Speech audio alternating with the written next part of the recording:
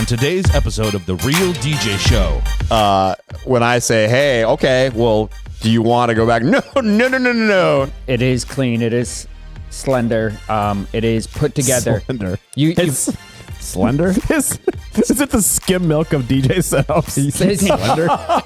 Now, I'm a little self-conscious because I'm built like a lollipop, right? I have really skinny legs and I'm chubby up top.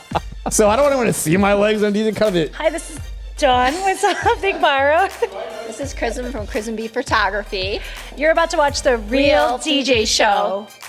How'd they get us to do this? How did they get us to do? I don't know. I don't want to. Rich. Fucking rich. God Oh my damn God. it. Do whatever he wants. Oh, yeah. Oh. Oh, yeah.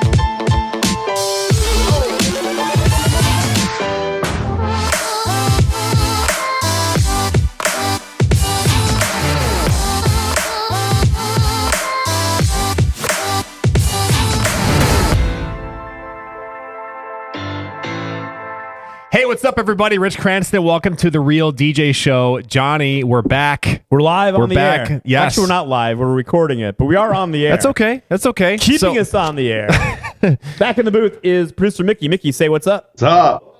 Love this. Real DJ Show. So we're all about sharing is caring and how we can be better mobile entertainers and perfecting our craft and whatnot. We start every episode, because this is a show for and about the mobile DJ. We start every episode. You do say that mobile. Is it look, hair on the No. mobile? I'm not afraid to say mobile Does DJ. the hair on the back of your neck stand up when you say I'm not mobile? afraid to say that. Okay. No more stigma about that. Yeah. I'm not afraid to say that. But we start every episode with highlighting somebody who's out there and killing it and making a living doing what we do. And so we want to start every episode with highlighting one of these amazing people. Yeah. So, Mickey, give me the intro for the one thing. Kick it. Let's go. I wake up, flex, thumb down, that check. No drip, this wet. Tell him run it up. No sleep, no rest. All right, Man. joining us for the one thing this episode is our friend Ron from Perpetual Rhythms Entertainment Services. What's up, Ron? Hello there. Good morning to everybody. Yeah, awesome. We're going across the drink again to Canada for this one. You know, right? what's so funny is, Yeah. Ron, we recorded one of these earlier with somebody else in Toronto. Sam. Yeah, Sam. With Sam Fleming. Sam Fleming. Fleming, yep. Yeah, he's a Yep. good dude.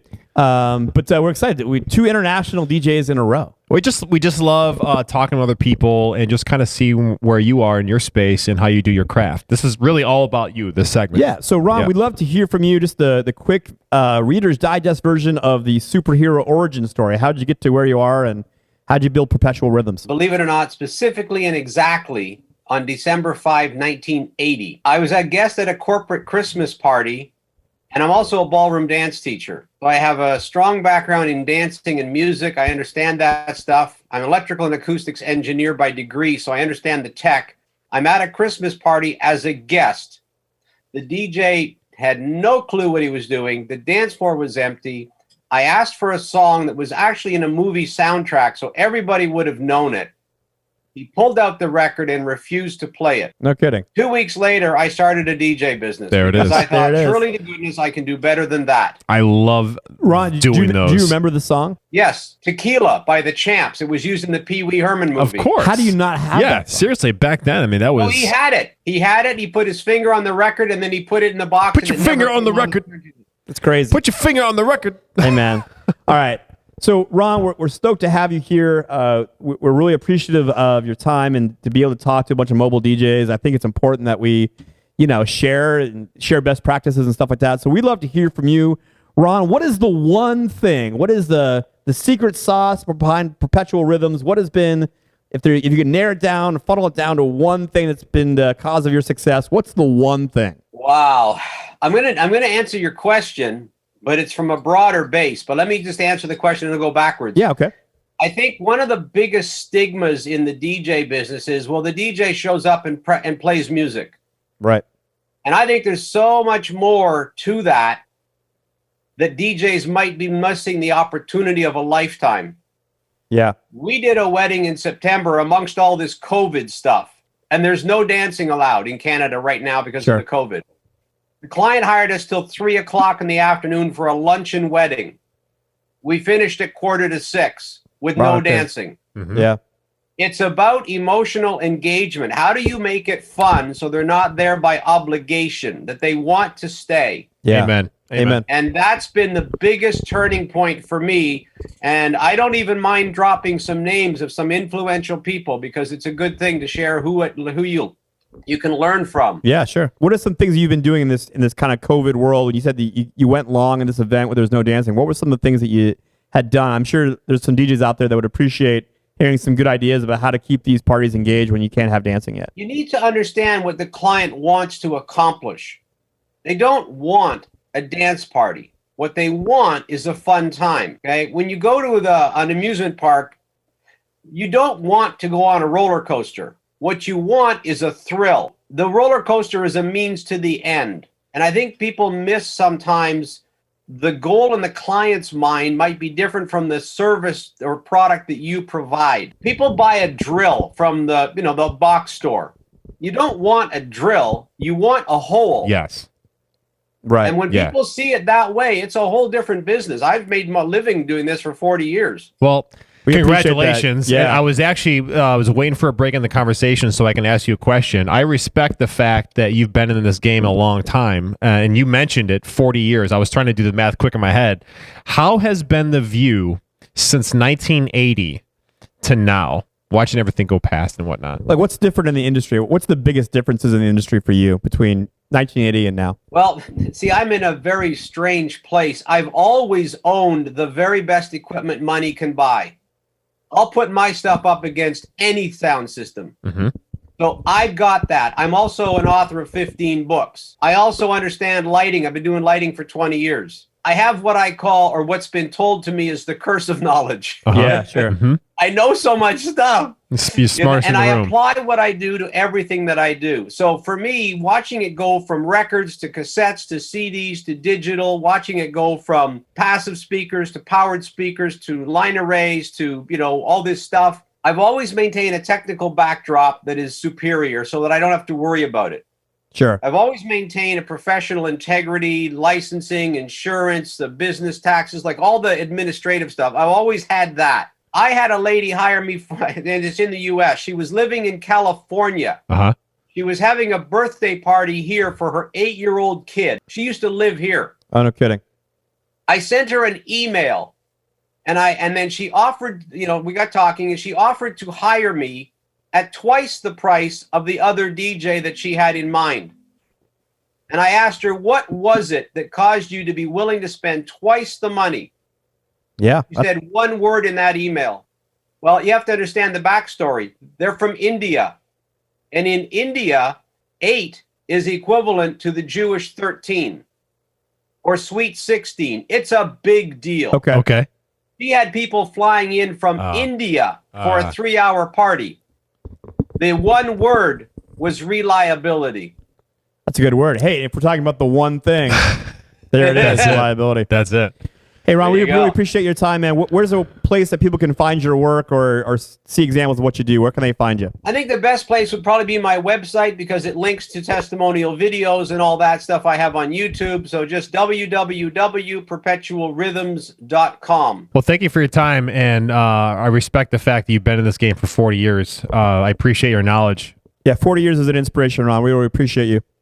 All right. Thank you both. I thank you for the opportunity. Yes, yeah, sir. man. Talk soon. Take care. Take care. Good luck. Take care. Let's go. I wake up, flex, thumb down now. Check, no drip this. Tell 'em run it up. No sleep, no rest. All right, so that was a great segment of The One Thing. And so we're back. Hey, we're doing some recording again. It's been a little while, so we've been putting out some episodes, but, I think we've not insulted the audience's intelligence that we stopped recording for a while. So this is a fresh one. Something feels different. Let's see. Got a new shirt on. New swags. Maybe it's that. Yeah, I'm wearing pants. That's the same. Oh, it's Dre. Andre's here and not Rich. Hey, Andre. Hey, how are you? I'm excellent. So Andre is our project manager for production here at Encore Events. Rich is indisposed today. He'll be back soon. In the meantime, we are lucky to have one of our headlining DJs, our project manager for production, all-around nice guy, Andre Powell. I'm sure Mickey is putting on some cool graphics here below you. Are there graphics below me? Yeah, it's touching you. Oh. So we have some core topics to talk about today, and because you're here and not Rich, we're going to try to slant a topic into your arena of expertise, which is vast. It's a vast arena of expertise. So we have this cool list of topics that we like, hey, we want to cover on the podcast. And one of the ones we haven't done yet, but I thought was uniquely appropriate for our conversation today is talking about setup crews. Now, yeah, near and dear to your heart. Setup crews. Well, we talked about this for years. I mean, around beers and around the office is like, could we ever pull that off if having like crews do the setup for our DJs, right? For the longest time, it was a fantasy. It was that unobtainable dream. You know, how do we get setup crews? How do we make it financially responsible? How do we make it personnel responsible? How does it all work? And like you said, for years, we talked about the logistics of it all. So it's kind of like this unicorn that we were chasing, right? Like we knew in a lot of ways it'd be good and probably the evolution of where we should be, but jumping that hump was a big deal. And really the financial thing was the scary part. Like, you know, we're going to hire all these crews to take the gear out and are we going to incur all this expense? Didn't actually turn out that way. But before we get to that, I just want to talk about the logistics for you. So as a person who is, you know, arranging the gear, and you're the caretaker of all of our technology and the one that deals with our venues and making sure that stuff gets there one way or the other.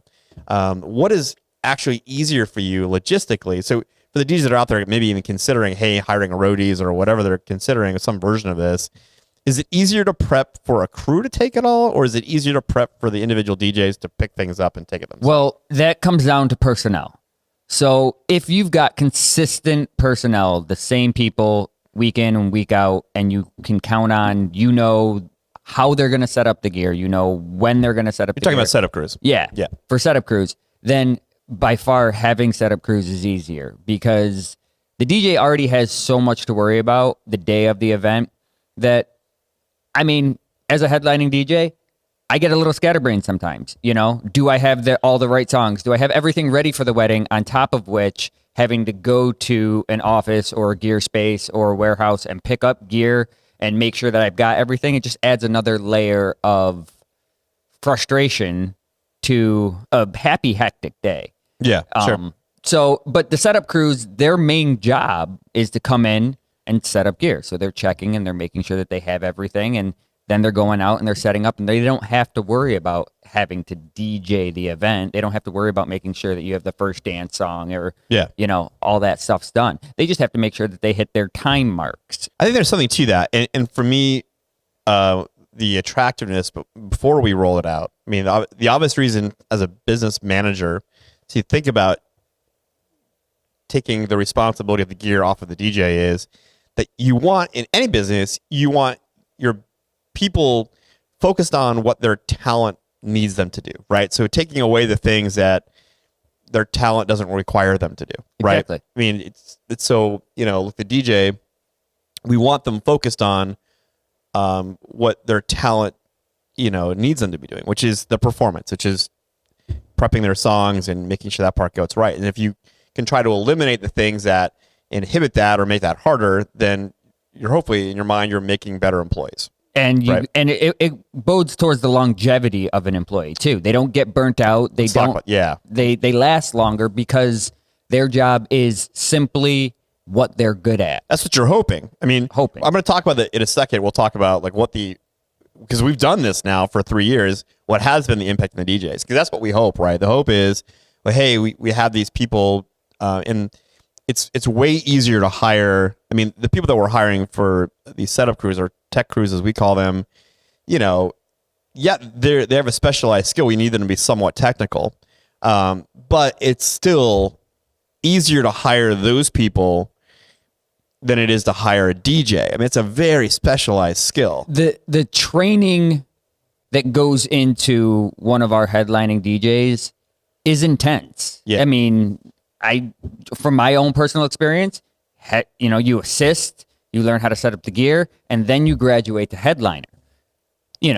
For some of the other guys, we vet and hire them and make sure that they have the skills. But for a setup person, they have to have a base set of skills, like some technical knowledge, but everything else we can show them. And one of the great things that we've done is the videos on how to set up each piece of gear that we have. So they can literally go home, review these videos, and get acquainted with our gear before ever putting hands on it. And then they put hands on it because everybody learns differently. Some people are hands-on. Some people like to read about it. Some people like to watch it. And we've supplied these tech crews with every means of learning how to do the job properly, including one-on-one setups with people who have done it and know how it should be done. Well, I'm going to concur with you that hiring a DJ, not just the training is obviously pretty rigorous. To when we hire somebody to bring them in, even if they're already an accomplished DJ before, we're going to let them DJ a wedding for us. But I will tell you the number one barricade in growing a DJ business is having enough inventory. And in this case, inventory is your DJs, right? So maintaining them and having them from year to year. And look, I'm really proud of our retention. I think when we talk about what's been the lasting effects of setup crews, it's not the only thing, but I think I'm proud of our retention. But you have to think about that, because the number one barricade to growing a DJ business is, do I have enough inventory, either whether it's yourself or how many DJs you have working for you, to how can you grow your business from year to year? Well, you have to have the inventory. All right. So we talked about, you mentioned it, that literally one of the, at least mental hurdles we had, or, the logistic hurdle we had when we thought setup crews was the right idea, to actually implementing them was the financials of it, because now we're hiring a whole other crew of people. I think what surprised me, and maybe you speak to this because you are a DJ also, what surprised me a lot is when we started floating the idea of this, of having a technical crew take away their responsibilities for setting up and tearing down equipment. What really surprised me the most, and I thought maybe that at some level would be, but the overwhelming feedback from our DJs is, yes, I would take a little less money if someone is setting this up and tearing this down for me, right? Yeah. And it shocked me, but you tell me, you're one of them that said, hey, I'll take a little less money. It's a numbers game, because we go out and we make X for a wedding, right? And if we have to go pick up the gear, set up the gear, then we have to go at the end of the event that we've just DJ'd and rocked out, tear down all that gear, take the gear back, unload it, and then we get to go home. You're adding hours on the front half and the back half of your wedding. And if you break that down and you say, okay, I'm DJing a wedding for 6 hours, I've got a half an hour drive out to pick up the gear and then get to the venue. I've got an hour's worth of setup. I got half an hour's worth of teardown, because teardown always goes faster than setup. And then I've got, another half. You're adding hours. And then when you do the calculations and you break that all down, what you're making per hour, which, let's face it, everybody looks at what they're making per hour. Even if you're getting a lump sum and you're working for 6 hours, you're breaking it down to, okay, what am I making an hour? Once you break that down, depending on where the event is and, if those hours are longer, it looks small. Don't get me wrong. We all get paid well for what we do because we're good at what we do. But when you add a 16-hour day in there, it takes its toll. I think I was honestly excited about when we put that feedback out there. Unanimously, our team, we have, at the time, probably 10 or 11 DJs, unanimously was like, hey, yeah, I would take a little less if this is being done for me. And then for us, when we actually, we're finally going to sit down with calculators and figure out the financial of this. The reality was, man, this is not as insurmountable as we thought, especially if you have a crew that is invested in, hey, how this can help their life. But it's okay. Let's talk about that. We've done that now. We did this in 2019 for us. So for the companies out there that hey, we're thinking about this, or even a solo operator who is thinking about picking up, a roadie to go set up and tear down for them. What's been the change to your life? Or yours is a little bit different because you're still responsible as a project manager for all this stuff. But the feedback from the DJs, who probably will talk to you more than they would talk to other people, what's been the actual, feedback that we're getting? As far as having these crews do the work for them. I'm not going to sugarcoat it. It has not been smooth sailing right from the get. It's not like we launched this and, we had smooth seas. There have been some hiccups, and a lot of that is in the training of the tech guys, making sure that they know how each DJ likes their setup done. Because everybody, while we try to make everything uniform across the company, everybody has their quirks. Everybody, Sure. some guys like their XLRs, wrapped. Some guys like them, folded up under the table. A lot of it is learning the DJs and how they like each setup done. Now, the tech guys that we've hired and trained are really good, and they're really good at adapting. But some of the main hiccups that I'm hearing from the DJs in the early stages of this was that maybe the DJ or maybe the tech guy forgot a linen, or Sure. So just us basically hammering down that checklist of make sure you have all your gear. One of the great things that the DJs always said to me was my gear was set up by the time I got there. Right. So the timing was and is good. I'll say this from a management standpoint, doing the exit interviews when we talk to DJs at the end of the year, and then beginning of the next year when we're talking about their rate and those kind of things, and we ask them like point blank, like, hey, would you prefer to go back to the other way where you're dealing with the gear? Nobody wanted to go back. I mean, I would agree with you. I heard the same little rumblings like, oh, the setup person didn't do it exactly the way I want, and I want my mic on one side, not the other. I mean, real things. I mean, I'm not trying to discount that you don't want things the way you want. I mean, we all work best when things are the way we want. I get it. And I'm not discounting that. But those were mostly the kinds of things that we would hear would be that they just haven't nailed it the way I want. But when I say, hey, okay, well, do you want to go back? No. I do not want to go back. No. Because we even say, hey, we'll put the money back to you and you can do it. What do you think? Nope. Because the life change, even if at first they didn't trust 100%, because I know for me, right? Okay, John, someone's going to go set up your gear. And I'm like, okay, that's cool. And then I'm at home and I know they're on their way to the venue and I'm just sitting there on a Saturday like, okay, I'm just sitting. Now I'm not at this point enjoying my family because I'm thinking about the event. And so, yeah, at first I would still get out there to go make sure that it's done the way I want. But the first time that you don't have to leave a baseball game in the middle of the game to make sure or to go set up your gear and you can actually stay and watch the rest of your son's baseball game. Dude, it's unbelievable. That's the turning point. And you want to give it back. Yeah. It was so funny. I was talking a couple episodes ago with Nick Spinelli. He's a great dude, king of YouTube DJville. And we were talking about he was kind of making fun of me because like I'm telling him, look, I think the question posed, one of it in our BPM segment was, you have to give up your assistant or give up your setup crew. Which one are you giving up? And for me, I've immediately said, I'm giving up my assistant. Yeah, bye. Right? I mean, look, our assistants, they're invaluable. It's great to have somebody there. They're getting social content. They're helping get the bridal part in the right place, all that stuff. And I don't want to give that up either. Don't get me wrong. I didn't give that up either. That stays too.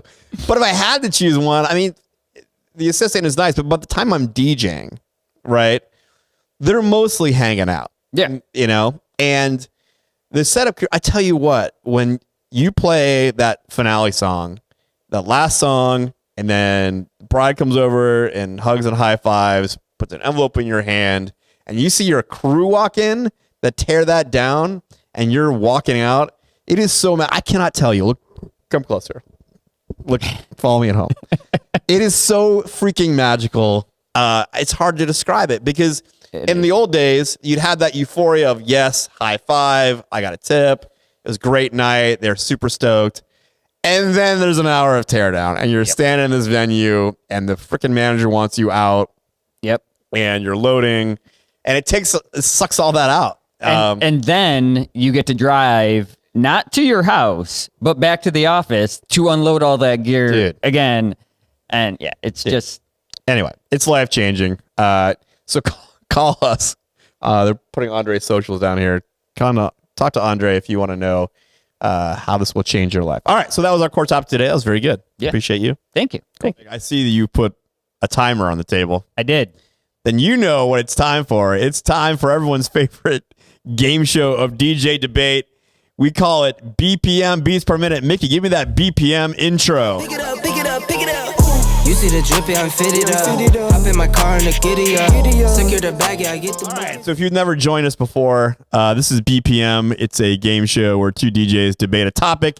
Mickey in the box over there is going to spin the golden wheel of death, pull out a topic, and then Dre and I both get 1 minute each to give our point of view. That we have over here on our Zoom channel here. We have Rich Post, another Encore headlining DJ. What up, Post? What up, Post man? Hey, guys. His famous thumbs up. All right, and Post gets to be the judge. So Andre and I hopefully will say something intelligent, and then Rich gets to decide who was the most intelligent. Throughout the conversation, Mickey is going to be giving us some points as we say smart shit, and then we'll see when this video comes out who wins. So I'm feeling good. I'm feeling good too. A little curious as to what Mickey's going to pull out of that magic golden Mickey gonna goblet. pull out of that goblet of fire. All right, Mickey, we're ready. Give us the first question. We'll let Dre go first since he's new. Ooh. Not new, but new to this. All right, first question. What is more important to a DJ company's success? Being better at marketing or being better at DJing? All right. Dre's ready. You got a timer. What was the question again? It's your first one. You're going first. Okay, here we go. It's actually an advantage to go first. So I said. So marketing or DJ skills? Ready and go. So, in my opinion, I do believe that DJ skills are better. And here's why. So, if you are a fundamentally good DJ and you are good at almost every aspect of being a DJ, organization, timeline, all of that stuff, your performances and your events speak for themselves. While yes, marketing, it is 100% a key topic in the growth of a business. If you have good DJs, you won't have to do as much marketing because, in my opinion, word of mouth and experience will do that for you. I'm so excited about this topic. I'm also so excited you went first because you're so catastrophically wrong that when I get to go now, because Rich and I always say the same stuff because he steals from me. I appreciate that you had your own thought. As catastrophically wrong as you are. Now, look, I wish it were true. I mean, in my soul, I wish that in any business, the people that were the most talented would be the ones that are the most successful. Unfortunately, in the real world, that is simply not the case. That the ability to generate income from this industry has often been seldom about how good the DJ is. I know lots of really good DJs, independent guys, that have terrible businesses. And I know, unfortunately, a lot of really successful companies that have terrible DJs. The thing is, the core of where our business comes from is referrals from venues is the number one place where a DJ finds success. And these people, you can't not show up and things like that. But what we wouldn't call talent is sometimes not even observed by these people. They refer who they like. They refer who, gives them an easy time. And if you discovered that about, and you really design your marketing to the people that are making the biggest decisions about this, you can be really successful DJ company without having talented DJs. Now, look, I've over my time. I get it. But the combination of the two is what makes exceptional companies. But if you're going to have to put on my head to pick one of you can be successful. Do you want to be good at marketing, good at DJing? You got to be good at marketing. Well, counterpoint, if I can. Yes, and then post. So counterpoint before post is that if you're an exceptional DJ and you give that vendor and that venue an exceptional experience along with the client, aren't they then going to recommend you more? Yeah, you said DJ skills. So, look, obviously, yes. I would say, though, if you're saying, okay, the black and white of this question as it's posed on social media is, hey, I'm a fantastic technical DJ or I'm a fantastic marketer. Which one do you need to be to have a successful company? It's going to be better if you are a successful marketer. The DJ skills, mostly, though, the people that we work with, right, like the venues that refer us, are you a nice guy? Did you show up on time? And do you build your marketing to impress them? Is going to matter way more than your technical skills as a DJ. But Rich Post, what say you? Who's right? So it's not entirely a fair question, right? Because the world is not a black and white place. Yes. So I would say that where Dre points out that the DJ skills are more important, he points out skills that are beyond DJ technical skills in working with the venue and working with the timeline and being a good MC. I think all of those skills things. are DJ skills, just not technical. Exactly. So that's very, very important. But on the flip side, of course, without marketing of any kind, no one's going to know about you. So you're both right. And I know that's why these are fun questions, because there's no right or wrong. But in this case, I think what Post is really saying is that you were wrong. I don't. I'm just kidding. You did cheat. 60-40-ish. No, it was pretty close. There's no right answer to these things. All right, they're fun though. Mickey, what do you got? Give me the next one. Here's your question number 2. Publishing your pricing on your website is a good idea or bad idea? I'm going to let John go first on this one. Thanks for letting me. Well, I think it's a bad idea, right? For most people, again, the black and white. Some people that might be what works for them. I would say it's generally a bad idea, just because you don't even know from your prospective client that you haven't even talked to yet, what their particular scenario is, right? And there's so many variables that go into pricing. Where is their venue and what do they need? And, so I think publishing set pricing is challenging. You get yourself in a pickle of, here's what our price is, then you hear what their actual needs are, and you're like, oh yeah, we're not even going to be anywhere near that. Like, wait, this is what you published. I think also you could be, if you publish your pricing, you may get filtered out from a prospective client's list of people to talk to before they even heard why you're that good, right? I mean, if we published average price, like, hey, and without the context of here's why we're worth it, you may get filtered out, not even get put into the list of people to talk to from that client, before you've even had a chance to explain why you're worth it. So I think it's a bad idea. Well, this is extremely hard because I also think it's a bad idea. See? Hard to go in a second. And maybe I'm going to take this time to just throw out a couple other points of why it's a bad idea. I think it's a bad idea because it's one less step for you to connect with the client. So clients, they have a budget. They have what they think they want to spend on a DJ. And let's face it, we do 30 to 40 weddings a year on average. Most of our DJs, yeah. Most of our DJs, somewhere in there. So we're at weddings a lot more than, hopefully, our couples. Hopefully it's a one and done deal for them. I certainly hope so.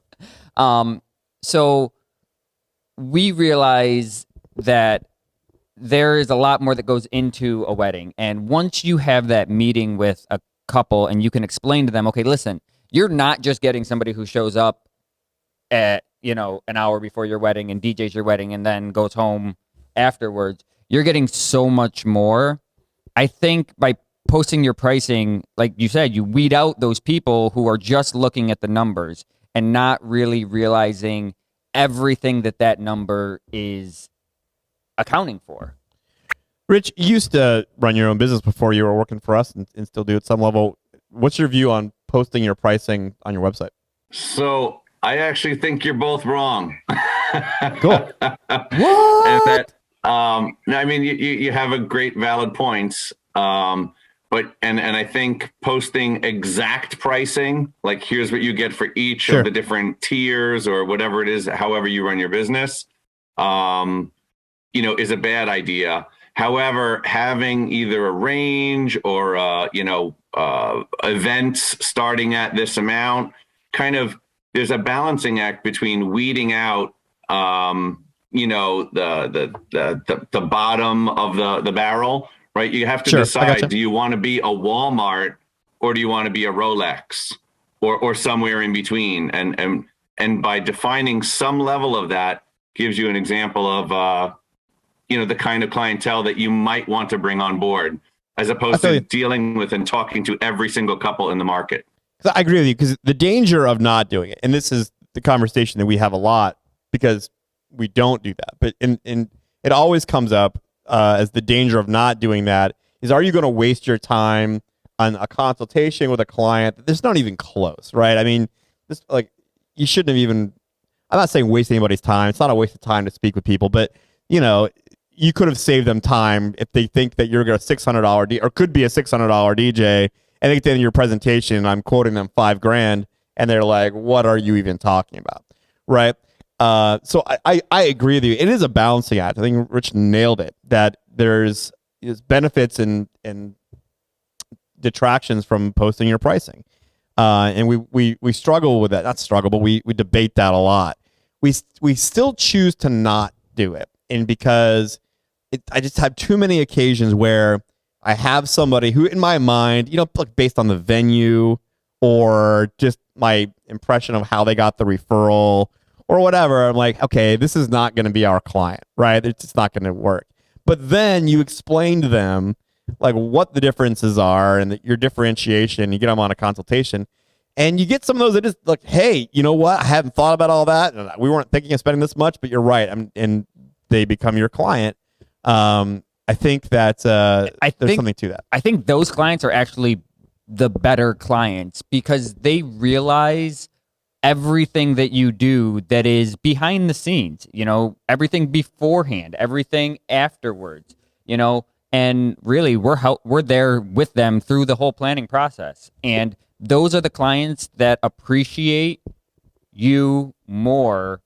Who may not have known before what goes into it, you to educate them. Yeah. I mean, so that education piece is the thing for me that like, if we just had public, you know, pricing out there and they make 2 calls and a DJ says $1,000, $1,200, and then my pricing shows on our website that $3,500, and we don't even get to be involved in the conversation. I guess as someone who's responsible for sales, that gives me panics, right? Like I don't even get a shot. I don't even get, you know, a chance to get to the plate here. So it's that, but you're right. The stuff you said is right. That like, especially in this is no class warfare thing here, but especially for a single op, right? Like you can't waste time, right? You have one person, you, and one Saturday, and you can't afford like, okay, well, I'll take I have 12 DJs to feed, so I may, you know, take a lower priced event because I gotta feed 12 DJs. But you can't do that. So look, I get it as a solo op, man. Here's my pricing, and it is what it is, and someone's going to take it. I mean, someone's going to pay that price. So I'm not going to waste my time talking to people that don't want to hear that. Yeah, I get it. Yeah. All right. That was a good one. That turned into good debate. All right, Mickey, one more. You find out that your closest competitor is undercutting your rates in a direct attempt to steal market share. Do you follow suit? I think no. I think, in my mind and in my opinion, class and decorum go a long way. And just because they're doing it doesn't mean that we have to do it. And I think that consistency and staying the same, you know, you're the same across the board, whether somebody's trying to undercut you or not. I'm a firm believer of your experience and the way that you hold yourself and your company are going to speak volumes in the industry. And it's a slippery slope because he cuts his prices to try to get in on you, and then you cut your prices, and then he does, and then you do. And then you've regressed 5 years and you're selling weddings for $600 out of a space that you can't afford to pay for anymore. So this is another good question, and I like it because you're not wrong in the things that you've said, yet I still disagree.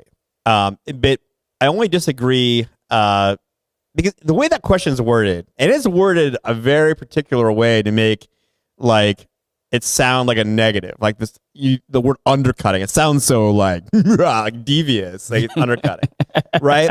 But the reality is that there is competition, and for me, the answer is, well, it depends on all kinds of stuff. There are venues that, for me, are of high value to maintain our market share there, right? Yep. And it's value to me to work there versus somewhere else, okay? So if I find out that someone who's very, close to our product quality, I mean, and, everybody's different. There's a vendor for everyone, personality is different, whatever. But if I say, okay, I know that particular competitor can give a really good presentation, can articulate while they're talented, and put up a presentation that, yeah, I think we're better, and I may be able to present better. I do think they'll be in the conversation as like a comparison.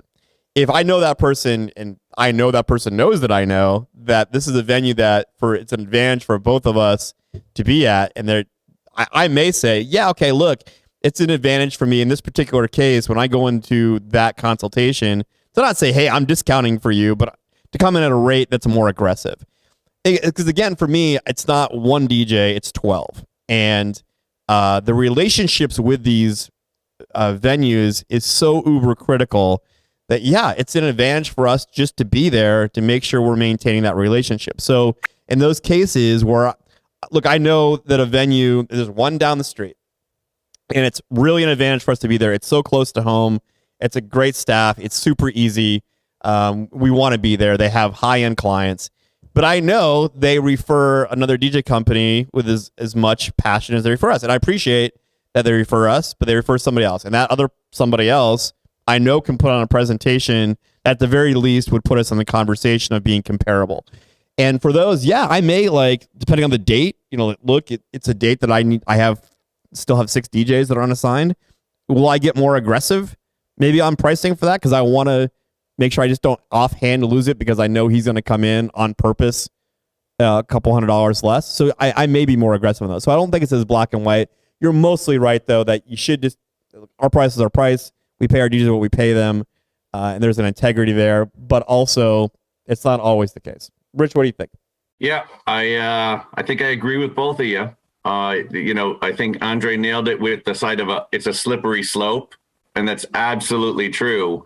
As a DJ company, as a DJ business, you need to determine your value and what is your profit margin and not go below that, right? You as a business, you always need to be making a profit. I mean, unless there's extreme circumstances. Otherwise, you can't afford to be a bottom feeder there, Yeah.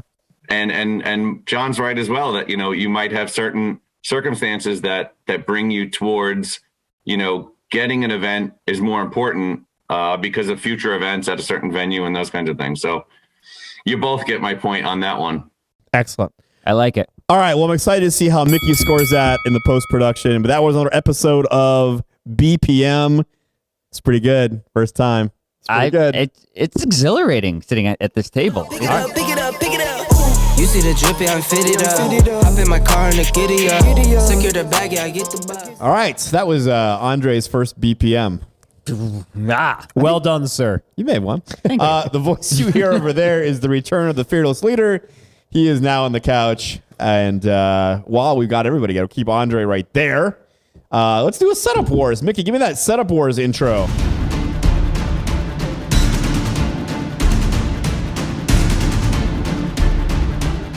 All right, if you're new, Setup Wars is our guided debate where, without fear, many of you have sent in pictures of your DJ setups to allow us to have some fun rating them. Now, this is for fun, a little bit of commentary, of course, but, don't take it personally. And I guess that's what else we say about that. That's it. Roll the first one. Yeah, so we're excited. So this is going to be on a scale of 0 to 10. It's going to be constructive criticism and for entertainment purposes only. All right, Mickey, give us that first one. All right, Rich, what do you think of that? Actually, I think it's kind of creative. I could see what they were trying to do. I like the clean look, but you got a table in the back there that's kind of folding against the wall. And I don't know about you guys. I'm 6 foot. I'm going to knock my dome on those moving yokes. Yeah, someone's going to die. I'm going to be down for the count. But I like you hiding the speaker stands. It's obviously on a pedestal. It's unique. I like it. I would tweak out the T-bars and all that type of stuff a little bit. I'd like to get that out of the way. Nice to live a cleaner image, but yeah, I step in the right direction, right? I see where they're going. Dre, what do you think about this? So my first initial impression of this is that it is clean. It is slender. It is put together. Slender. It's slender? Is it the skim milk of DJ setups? Slender. I mean, you can't see any wires. You can't see any mess, any rat's nests. It's clean. It looks clean. My first initial is that I like the speakers to be higher. I think that, anybody who's walking by the setup's going to get blasted by lights and speakers right in there because it's all head height. A little bit higher on the speakers. Other than that, the T-bars, I like how they have the moving heads and the stationary wash effects, but I would go with one or the other. Yeah, I mean, okay. So, look, on the base level, you guys are right. Like, okay, it's totally clean, right? They've done a fantastic job masking cables. It's neat. It's all hidden. So on a basic level, obviously, this is on the positive side of the rainbow, right? I mean, this is clean. I guess what you guys are saying about the speakers is true. I mean, those look to be 4-foot totems, I guess. So speakers on a 4-foot totem seemed a little low to me. And then the lighting fixtures, then conversely, since they're mounted to the speaker tops, like the mount point on the speakers, also seem like they'd be pretty low. But hey, they're not using some crazy tripod with those T-bars. I mean, look, of course, I have a visceral reaction when I see T-bars in general. Like, yeah. But at least they're not on a tripod. And they put a lot of detail into it because if you see it, the yokes are on the far outside. Yeah. Wherein the spinny effects are on the inside. I mean, this person has attention to detail. They do. Yeah. For sure. Personally, for me, again, like, I don't know, DJs were addicted, something in our DNA, to white stretchy fabric with like some kind of bright color on it. Where, I mean, I don't know if the rest of the room looks like that. I think that this venue is really cool. It's kind of got like this industrial rustic thing with the brick going on. I think that's a cool looking room. So I don't know if neon purple on white is the aesthetic for me on that. But, I hate the white stretchy fabric because I'm not sure why DJs were addicted to that, but we are. Okay. So, and by the way, if I was DJing this, it would not take me long before I was knocked out the hell cold for turning. I go to answer a question or talk to my assistant, and I would turn around and ram my face into one of those T-bars. And maybe even change the color up a little bit, maybe like an amber or just white. I mean, if you have to light it, I don't know if purple might be the best color choice. Maybe for that, the client, especially maybe the room is purple. You're in the brook. Maybe the room is purple. You're in the brick. Yeah, I don't know. For me, I just look as DJs. Can we please evolve past white stretchy fabric with some neon color on it? But I don't know, it's just me. All right, so we're gonna do scores. So Rich first, 0 to 10. Let's give this guy a score. I'm going to give this a 5.5. I love the detail. Yeah, it's funny. I was probably the most critical, and I'm probably going to give it a higher score than that just because I think it's so neat. And the attention to, hey, the basic rules of be clean and functional, those things. So I think I'm a 6. I too think that it's clean and neat, and maybe it's just a short DJ. So I'm going to give it a 7.25. I'm a short DJ. 7 1/4. 7 1/4. That's a thanks, Andre. 7 and a slim. It was a slender setup. Slender I like rating. slender 7.25. By the way, just something, and this is something we think about too, just before we switch, because Mickey hasn't switched yet. That looks to be like a 4-foot table they're working with, right? Having speakers that close to each other on a 4-foot table, the guy's gonna have feedback problems on his mic because the speakers are so low and so close together that he's literally going to be inside of the cone of both, and the speakers are a little behind him. Right. If the guy has feedback problems on his mic, that's why, bro, because your speakers are 4 feet apart and they're really low. Anyway. It's a 4x4. Something to think about. All right, so we have a setup review here with a bonus Igloo photo booth to grade also. Bonus Igloo. All right, Rich, what do you think? Do I like it? Ish. I like it ish. I just think less would be more here. First off, I am never a fan of the Igloo ice fishing whatever.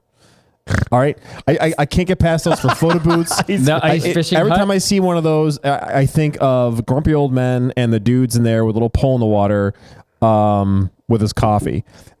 I love the arrays. I love that look. I think the moving yokes are way too low. There's so much going on in such a tiny space. Stop bringing your garage to the event. I mean, yeah, you're almost there, but get rid of the Igloo. The wrap around the table is great. I love your speakers. Got to find a different solution for the moving yokes, even just to get the best effect out of them. I mean, they're kind of low. They're stop bringing everything you have to the event. and whatever the space shuttle is behind you on the stand. It's a gobo projector. That's what that thing on the.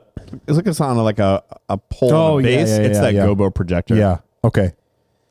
All right. Well, Trey, what do you think about this? I think my brain is frozen. I'm trying to figure out if I like it or not. Like I'm like, there's parts that I like. Trey, what do you think?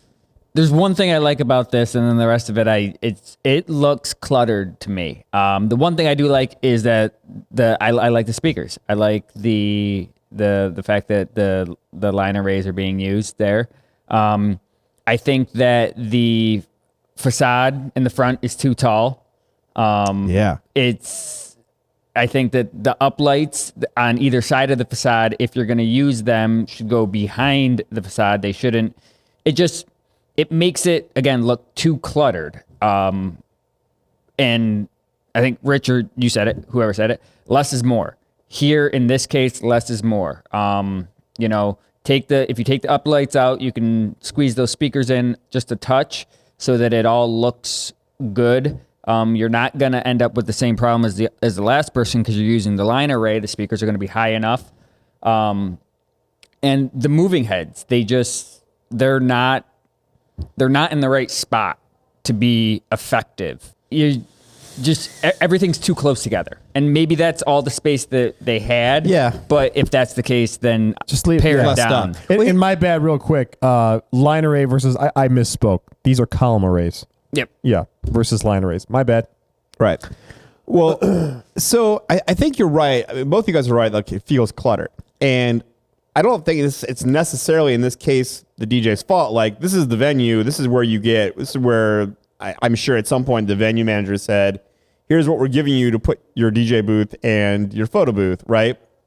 Now, because of that, though, that shows inherently the danger for me of any kind of structure when it comes to a photo booth. Because if this is your photo booth structure and you get put in a position like this, yeah, it just turned the corner of this room into a freaking carnival because you have no room to spread these things out. And if this is your answer to a photo booth, I think that's why more flexible answers to photo booths are better. You know, a backdrop and a kiosk version, like an open style photo booth or like a mirror booth or something like that. Those are so much more flexible because if you had a booth like that in this, it would feel nowhere near as cluttered, but you erect, no pun intended, like this igloo there, and now you're stuck. I just don't know why.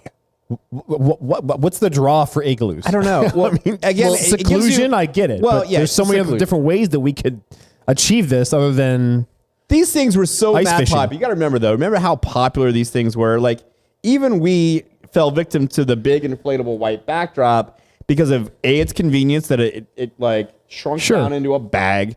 And for a while, they were very popular because when you look at the picture, it's in the background, it's cool and modern. That pillowed look was pretty cool. However, they're impossible to keep clean. This could be a very elegant $1 zillion wedding, and now it looks like that half the room is a kid's bounce house party. I mean, it drops the level down, and I get it from a technology standpoint. There's seclusion. There's a seclusion factor. It's white, so you're talking about flashes and no distractions, and maybe sunlight. There's obviously windows that are going out on the back.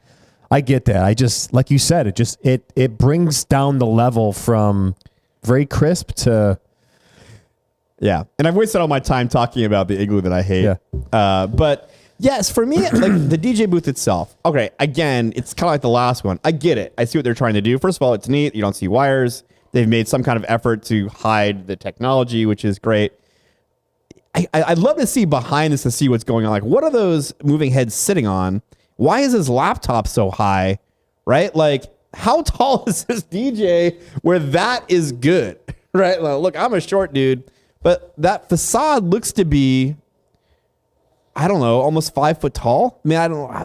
It's tall, right? Yeah, it's just one of those facades that you can get on Amazon with the stretch fabric around it's tall. Yeah.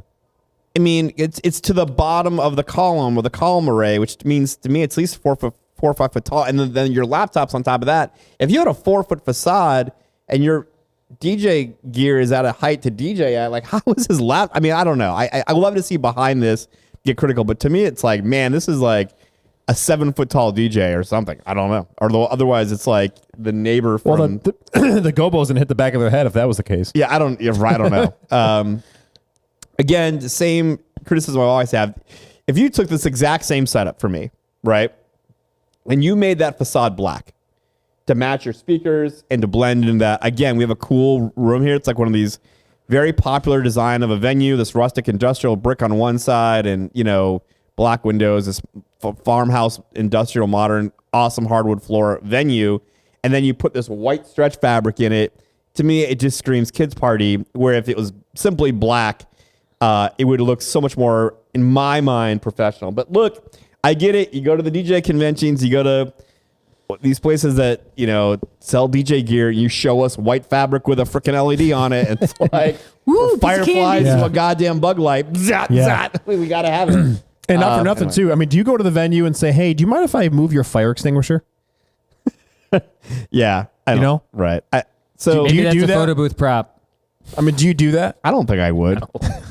I'm not going to. But, all right. So if this was black, I think I'd love it way more. I don't know what those moving heads are sitting on, but, again, if it was all black, I think it would look cool, probably. So, all right. Score time. We've beat this guy up in his igloo enough. Rich, what do you give this thing a score? 4.75. We're now on three digits because Dre went to a quarter last time. Yeah. 3.50. I like this slightly less than the last one. So I think I'm a 5-0 on that. All right. Very good. Dre, you want to start off this time? Yeah. So I like this setup. It's a different approach having the speakers not on either side of you. And I don't know if they're going to leave it that way for the dance floor. Or, it's probably a ceremony setup. Yeah, or they're just set up this way for ceremony. I would assume that this is a dance floor setup, given the moving heads. I don't. Those aren't moving heads. Those aren't? No. That's my biggest criticism of this. Oh, is wow. like, Those really? are just straight wash effects. Okay. Yeah. That changes a little bit, but still not a whole lot for me. I like how clean it is. I like how, put together it is. I'm not a big fan of that style DJ table, only because literally anybody can walk up to you and, oops, there goes their drink all over your deck. So you might almost want to have a bouncer. But other than that, it's clean, it's sleek, and it's a different approach to where to place the speakers for room coverage. I think probably the appropriate place if we're being specific. Rich, what do you think? I love it, actually. It's clean. It's clean. I love how they did the stretch fabric over the totems. I mean, you got the column speaks. Love that. I like the DJ furniture. I like being open. I'm not a big fan of people seeing my feet, but that's just me. But I like it. I like it. My only criticism would be why do we pick these pastel colors? You know what I mean? That's it. These blues, these black light colors, these purples. You're in a bar. You're in a really sick venue. Throw a little amber on there. You know what I mean? If you zoom out a little bit, you get this beautiful venue with white goes really well in it, and you put purple on it. I just throw a little amber on there just to kind of match the environment. I'll go one step further. Why do we have these totems there at all?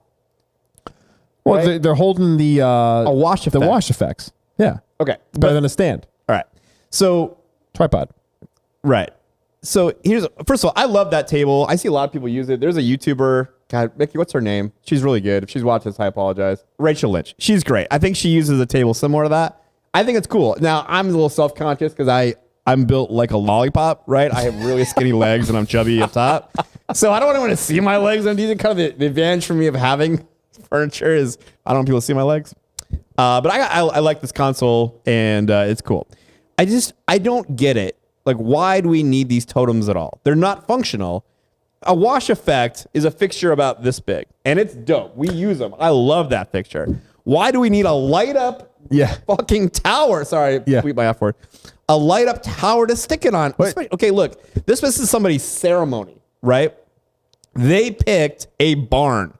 They have wine barrels to hold their flowers. Yes. The venue has this really dope rustic industrial, like the corrugated metal and barnwood podium for the officiant. There is an aesthetic being built here, right? and we stick neon white stretch fabric towers on either side of it. For what? The towers remind me of that guy in Beetlejuice with the small head in the waiting room. Yeah. Like, Okay. you know what Why do we, I mean, if there was a big moving head, you have, I don't know, some kind of big mover on here, some Intimidator or whatever version on there. I get it. You have to have something substantial to hold it up. It's got to be high in the air so it does the right thing. Yeah. If you're going to have something like that, why not have it match the rest of your aesthetic? First, the wash effect, you don't even need that. I mean, you could have mounted it from the top of the backdrop if you wanted to, but first of all, you don't even need lighting effects during a ceremony at all. And they've built an aesthetic here. This whole, it's like some of these things do not match the rest, right? This client has spent so much effort to pick this rustic industrial looking venue, wine barrels, podium, and we stuck neon white towers on either side of it. I just don't get it. I mean, if the client picked that, then okay, but I can't imagine they did.